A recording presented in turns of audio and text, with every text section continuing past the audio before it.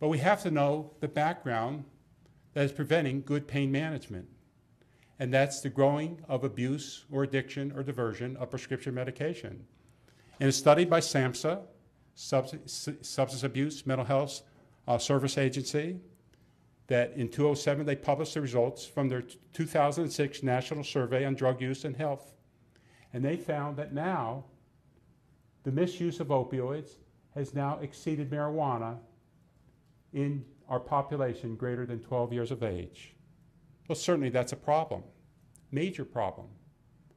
But does that mean that our grandma, anybody in this audience, you, me, should not be treated for chronic pain because of the criminal activity of others with diversion, or the disease of addiction in others, or the misuse of these medicines in others? We have to separate these out. We must separate these out of who needs these medicines legitimately and who, if you have the disease of addiction, that you get the proper treatment. If you're committing a crime, then you're punished accordingly. Well, what is the source of diverted prescription medications? Well, certainly, if we look at the literature, there's thefts and losses, secondary to armed robberies, break-ins, employee or customer pilferation from pharmacy companies, off of trucks, or even in your local pharmacy. There's a growing number of rogue internet pharmacies. But what's interesting, though, a paper just published by Ted Cicero showed that the internet is probably a very difficult source to get Schedule II or Schedule III opioid medications.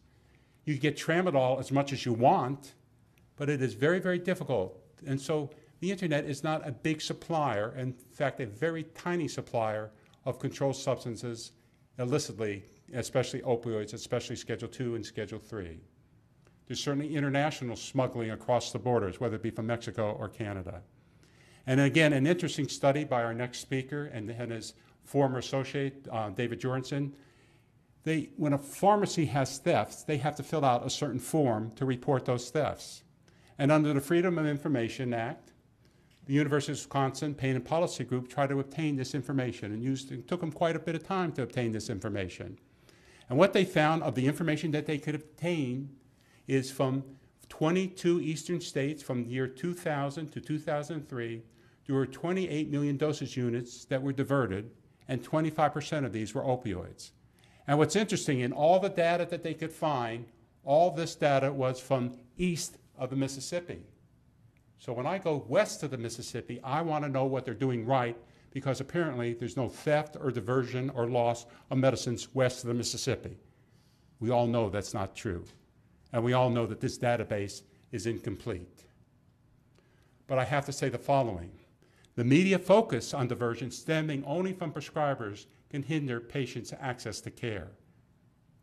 We only see the stories in the newspaper of the diversion, not that they shouldn't be publicized, or the misuse of medicines, or the stolen of medicines, or the traffic accidents. I'm not saying they shouldn't be reported.